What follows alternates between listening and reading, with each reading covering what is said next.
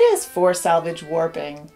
It's a method of setting up your loom for tapestry weaving in which the piece, when you take it off, has no fringe and no hems. Imagine taking a piece off the loom and having it be basically finished. Let's listen to Sarah Sweat, one of the masters of this technique. Tell us why she loves four-selvage tapestry weaving. I also wanted to say something about me learning this, because I first learned about this from Susan Martin Maffei, who's just an astonishing tapestry weaver. Well, there's lots I can say about the amazingness of Susan, but she taught me a different way about the four-selvage, but she taught a particular way of lashing on. And then the jig system I learned from Michael Rohde, who is also an astonishing tapestry weaver.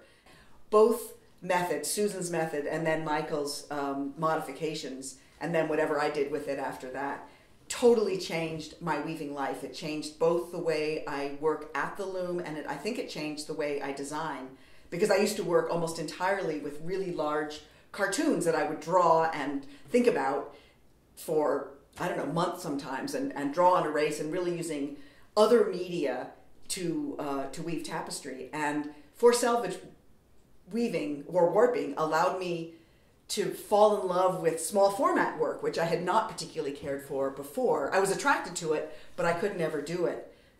And I couldn't do it, but I just didn't like the finished pieces as much. So once I could have these clean edges, suddenly the little pieces just became much more interesting to me. And when I was working smaller then, I changed my relationship to the weaving itself so that I was not responding to the drawing I had done at a different time, which I have to say I loved. I loved drawing giant cartoons.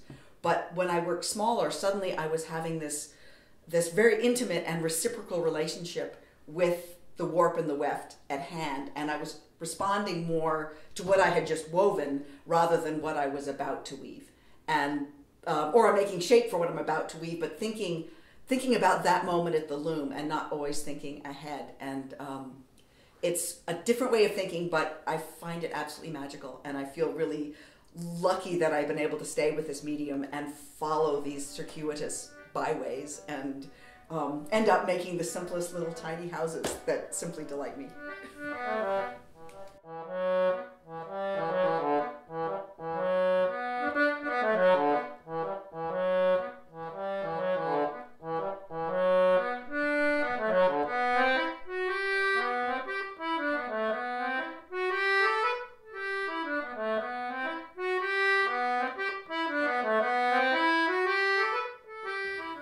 The main reason is because sometimes you just don't want to deal with fringe.